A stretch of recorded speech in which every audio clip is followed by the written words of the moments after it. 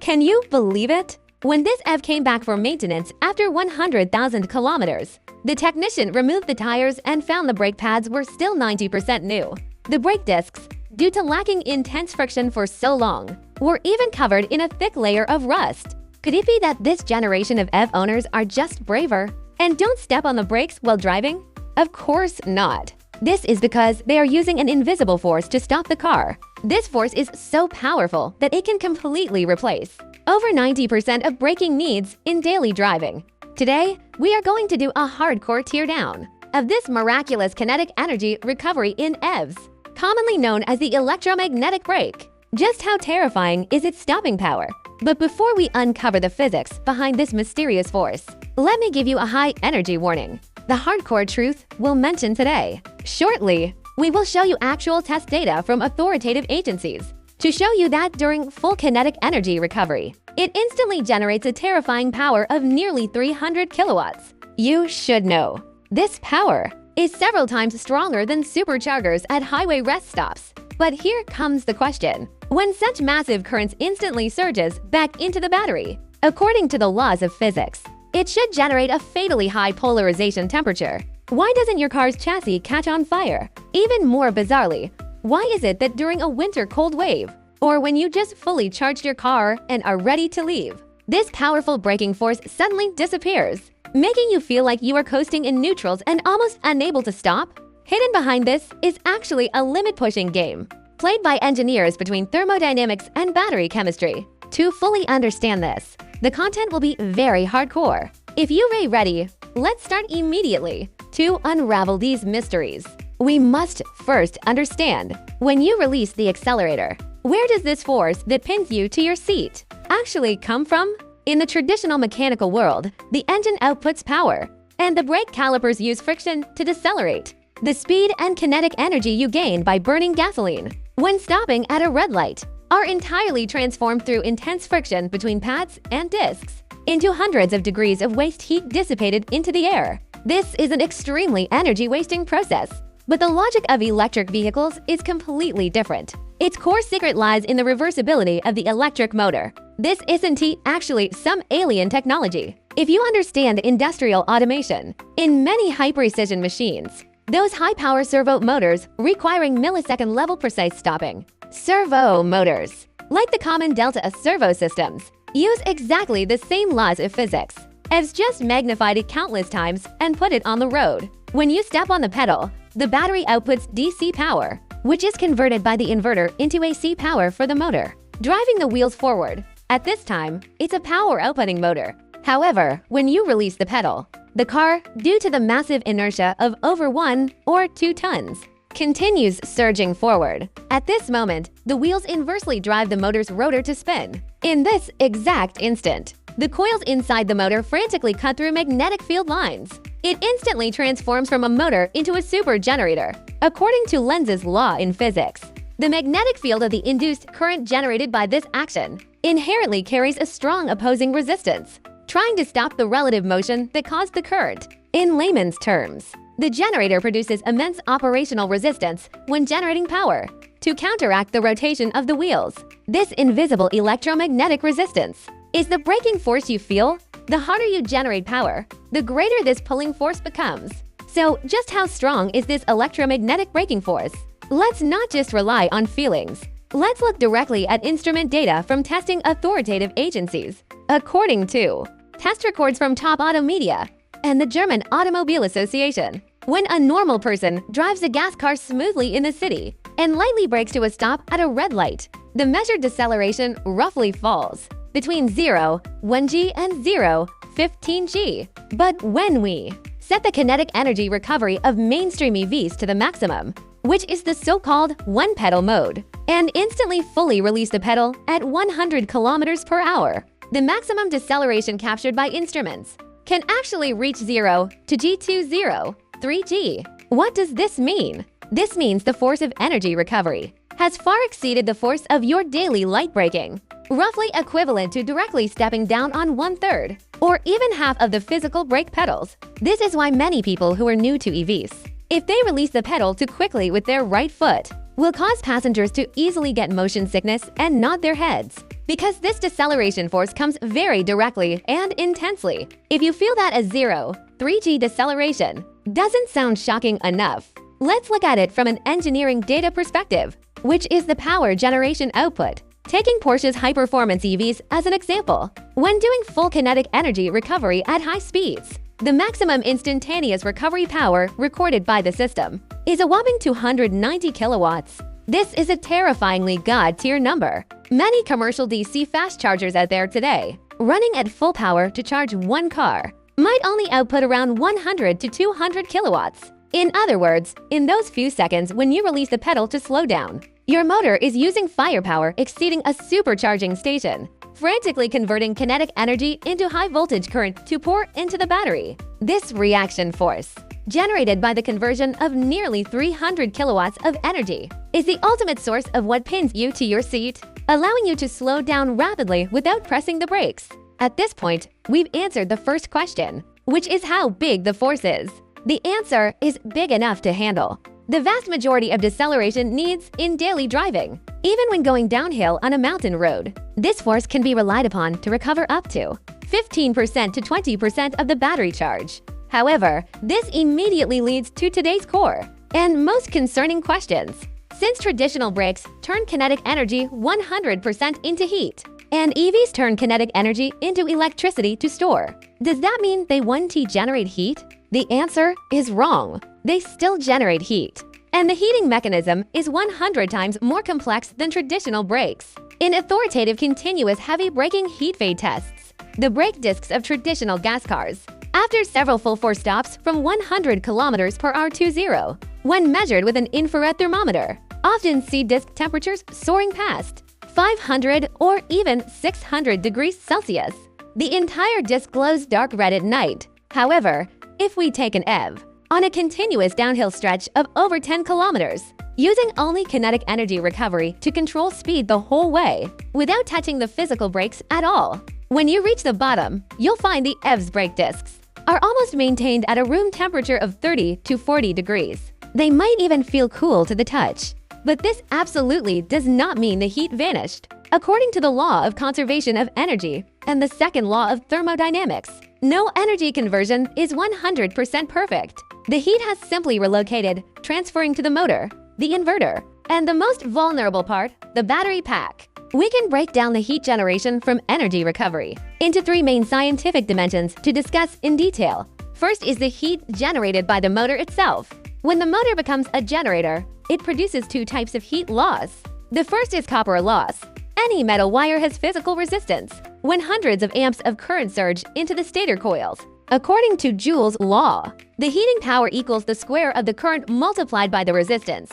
This amount of heat is very substantial. The second type is iron loss. The silicon steel sheets inside the motor, under a high-speed alternating magnetic field, will produce eddy currents and hysteresis losses. These physical phenomena will similarly convert a portion of mechanical energy into heat energy. So, during a continuous downhill run constantly recovering energy, the motor's temperature will rise linearly. The second location for heat generation is the inverter. The electricity generated by the motor is three-phase AC, but the battery can only accept DC. Therefore, this high-power AC must pass through the inverter, where high-power electronic switching components inside, like IGBTs or the most advanced silicon carbide modules, perform rectification and conversion. These electronic components, during tens of thousands of high-frequency switching actions per second, will inevitably generate switching losses and conduction losses. Even though current silicon carbide technology has extremely high conversion efficiency, with a baseline of 200 to 300 kilowatts, even just a 1% loss is still several kilowatts of pure heat energy, equivalent to having several high-power space heaters placed under your car, running at full blast. But the heat from the motor and inverter are still not the most lethal. The third source of heat, which is the most fragile link in the whole system, is the heat generated by the battery pack itself.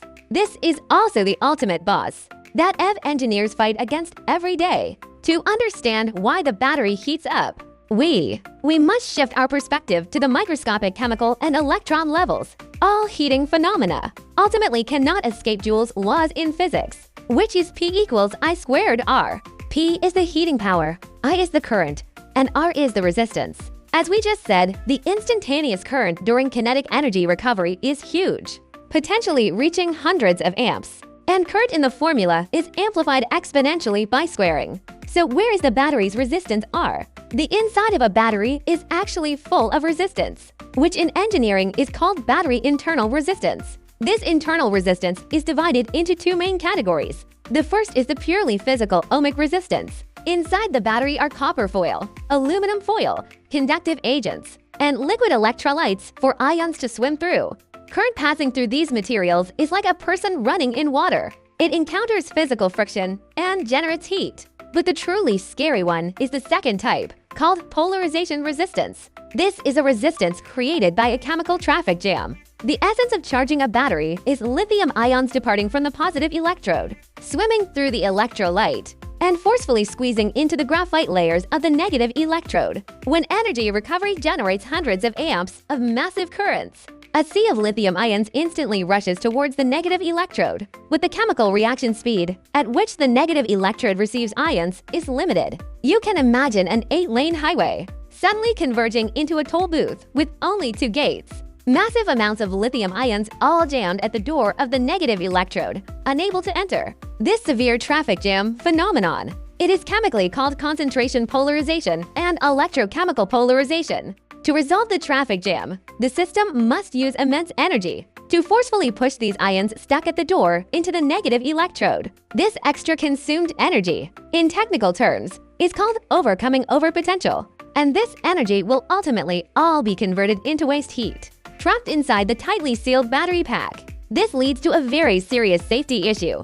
Since such huge polarization temperatures are generated, why is it that when you drive down a long hill, the system doesn't overheat and burn up? The battery doesn't degrade early or suffer thermal runaway and explode. From the frequent instant large current charging, this completely tests the hardcore engineering prowess of major automakers. It's also why when evaluating whether an EV is good or not, we absolutely cannot just look at how much horsepower the motor has, but rather how powerful its thermal management system is. Modern EVs are equipped inside their chassis with very precise and complex liquid cooling systems. Flowing inside this system is specialized coolant. An intricate network of pipes will pass through the motor's water jacket, clinging tightly to the inverter's cooling fins, and cover the cooling plates inside the battery pack like capillaries. When you are on a long descent continuously recovering kinetic energy, and the system detects that the motor, inverter, or battery temperature is starting to rise abnormally, the vehicle's electronic water pump will start running frantically fast to carry this waste heat away, sending it to the radiator at the front of the car to be blown cool. If encountering an extreme long descent, where the traditional radiator can no longer suppress the temperature, the system will even, regardless of cost, locally start the car's AC compressor, routing the freezing cold refrigerant from the AC system into a device called a heat exchanger to directly provide forced cooling to the battery's coolant. This powerful and proactive thermal management capability ensures that in the vast majority of daily usage scenarios, the heat generated by kinetic energy recovery can be suppressed in time, preventing irreversible damage to the fragile battery cells. However, in the field of industrial control, all engineering designs have physical limits to protect the battery from being destroyed by this powerful recovery current. There is an impartial judge behind the system, which is the BMS battery management system. It is constantly monitoring everything. This also explains why many EVs owners encounter a very dangerous situation. The kinetic energy recovery force sometimes weakens or even completely disappears. This usually happens under 3 extreme physical conditions. Every time it disappears, it's a sacrifice the computer makes to save the overall system. The first situation is when the battery is fully charged or nearly fully charged. You can imagine, if your battery is already charged to 100% full, the graphite layers in the negative electrode are already packed with lithium ions, with almost no empty spots. If at this time you drive out and encounter a downhill, you habitually release the pedal, expecting the familiar braking force to appear. But the motor turning into a generator produces tens of kilowatts of power that needs to be poured into the battery. Yet the battery simply cannot take it. If forcefully poured in, it would create terrifyingly high polarization resistance. The battery would instantly overcharge and heat up abnormally, potentially even triggering an uncontrollable thermal runaway. So, when the battery is fully charged, the BMS will decisively issue a command to directly limit or even completely close the inverter's recharging channel.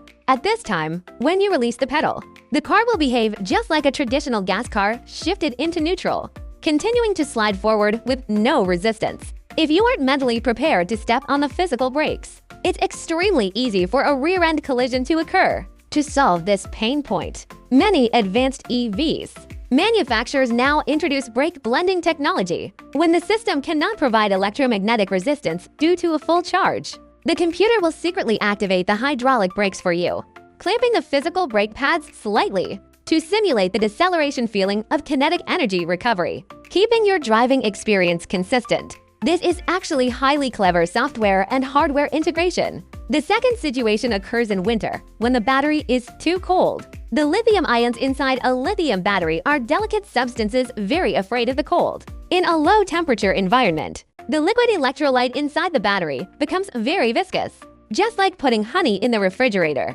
causing the resistance to ion movement to increase exponentially. At the same time, the chemical reaction activity on the electrode plates also drops significantly. If under this extremely stiff, low-temperature state, high-current kinetic energy recovery is forcefully executed. Massive amounts of lithium ions swim to the door of the negative electrode. But because the reaction is too slow to embed into the graphite layer in time, they will directly pile up on the surface of the negative electrode, reducing into metallic lithium crystals. This is known in engineering as the extremely dangerous phenomenon of lithium plating. These metallic lithium crystals will grow sharp spikes like branches, called lithium dendrites. Once lithium dendrites continue to grow and piercing the thin separator membrane between the positive and negative electrodes, it will cause a massive short circuit inside the battery, instantly triggering high temperatures and fire. The whole car will be burnt to the ground. So, if you live in a high-latitude area that snows in the winter, when you first start the car in the morning,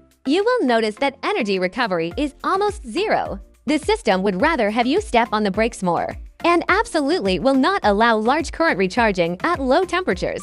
It must wait for the thermal management system to slowly heat the battery to its ideal operating temperature before that braking superpower is gradually unsealed and returned to the control of your right foot. The third situation occurs during extreme high temperatures. If during a hot summer day, you run along downhill for dozens of kilometers, even if the AC compressor is running at full speed to cool the battery, if the heating rate is still greater than the cooling rate, when the battery core temperature approaches the critical safety point, the system would similarly force an intervention. You will see the maximum recharge power limit on the dashboard, instantly slashed from the original 60 kilowatts down to 20 kilowatts or even lower. This is why, near the end of extremely long descents, many owners suddenly felt the car becoming slippery and unable to stop.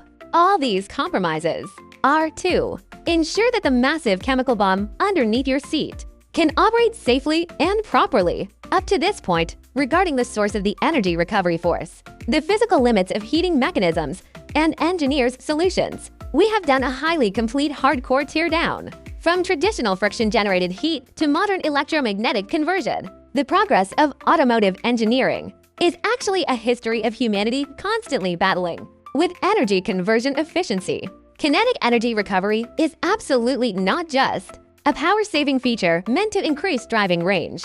It is the ultimate culmination of the entire power electronics architecture, motor control algorithms, thermal management fluid dynamics, and advanced polymer battery chemistry technologies. It has thoroughly overturned our driving habits of over 100 years, turning brake pads from consumables into spare parts. However, as a smart driver with a reverence for machinery, while we enjoy the high efficiency and convenience brought by the one-pedal mode, we must absolutely not forget the iron laws of physics. Every system has its limits. When the computer revokes that invisible braking force to protect the hardware, the defensive driving muscle memory of having your right foot ready to step on the physical brake pedal at any time is the final line of defense, ensuring your safety going down the mountain. The next time you are driving an EV, elegantly releasing the pedals on a winding mountain road, watching the green regeneration bar light up on the dashboard, and feeling that smooth yet powerful deceleration force,